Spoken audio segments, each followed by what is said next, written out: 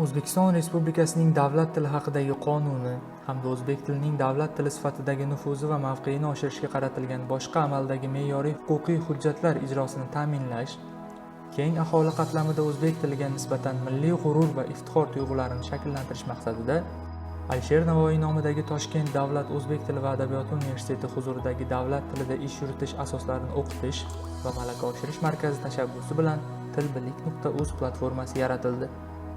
Tilbilik.uz loyihasi aholi, ayniqsa yoshlar orasida yozma savodxonlik madaniyatini keng targ'ib qilish, o'zbek tiliga bo'lgan hurmat va qiziqishni yanada oshirish, uning ijtimoiy mavqeini mustahkamlash hamda o'zbek tili ta'limini takomillashtirishga qaratilgan ta'limiy aksiya hisoblanadi.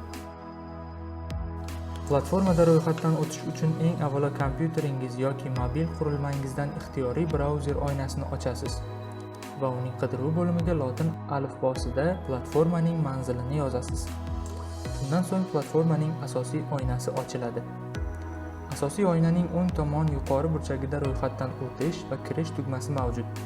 Shulardan ro'yxatdan o'tish tugmasini bosasiz. Ushbu bo'limda shaxsiy telefon raqamingiz hamda ixtiyoriy yashirin belgilar kiritish uchun bo'sh o'rinlar mavjud. Avval shaxsiy telefon raqamingizni kiritasiz, so'ng o'zingiz istagan parol kiritiladi. Parol yaratishda uning tarkibida raqamlar, katta va kichik harflar aralashuvidan iborat kamida 8 ta belgi bo'lishi shart. Ro'yxatdan o'tish yakunlanganda sizda kirish oynasi qayta ochiladi. Telefon raqamingiz va parolni qayta kiritasiz. Tabriklaymiz! Tilbilik.uz platformasida sizning shaxsiy sahifangiz yaratildi. Ana endi profil bo'limiga o'tib, bu yerda o'zingizning shaxsiy ma'lumotlaringizni to'ldirasiz. Endi siz istalgan paytda o'zingiz yaratgan parol bilan platformaga kirishingiz va audio diktantlar yoki ommaviy diktant aksiyalarida qatnashish orqali savodxonligingizni sinovdan o'tkazishingiz mumkin.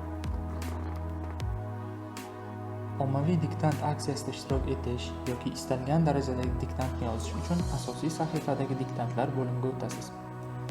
Mavjud diktantlardan birini tanlab, audio holatida tinglaysiz va yozasiz. Assalomu alaykum. Diktant mavzusi ota-ona. Avval diktant matnini to'liq o'qib eshittiraman. O'g'il ko'zlari xira. Yozgan diktantingizni rasm yoki PDF shaklida platformaga yuklashingiz mumkin. Faylni tanlab, yuborish tugmasini bosasiz.